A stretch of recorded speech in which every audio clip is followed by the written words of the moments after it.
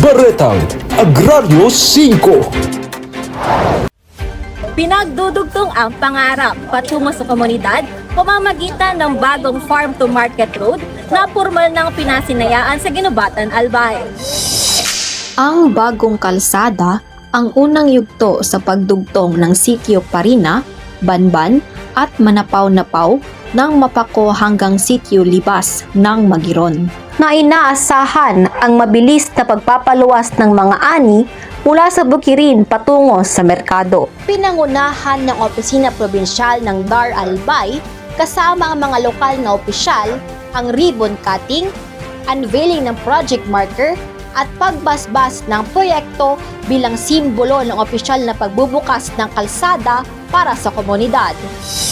Sa kanyang mensahe, buong galak na binati ni Parpo 1 Patricia Rastrullo ang mga bisita, ARBs, residente, kasabay ng pagpapakilala sa mga opisyales na nakiisa sa pagdiriwang ng opisyal na pagbubukas ng FMR.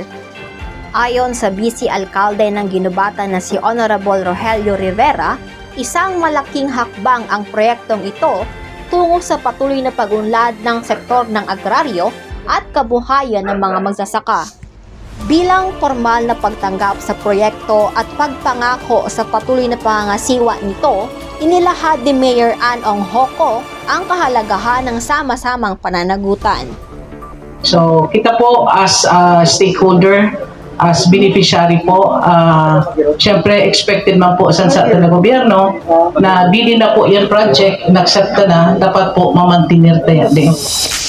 Isa si Tatay Ruben Pabilonia sa taos-pusong nagpapasalamat dahil nagkaroon na ng kalsadang makakatulong na mapadali ang kanilang akses sa merkado pati na rin sa mga serbisyo. Sa kanyang pangwakas na pahayag, inilahad ni OIC Parpo 2 Augusto S.A. Medina Jr. na hindi pa dito nagtatapos ang tungkulin ng DAR, kundi ito ay pagpapatuloy pa lamang ng kanilang layuning may angat ang buhay ng mga magsasaka at mapaunlad ang mga komunidad. Isa sa 13 FMR ng Dar Albay, ang bagong kalsada ay simbolo ng pag-unlad at pag-asa. Mas magkakaroon ng oportunidad ang mga magsasaka na mapausbong ang kanilang kabuhayan mula sa lupang inaanihan patungo sa kalsadang magdadala sa kanilang pag-usbong.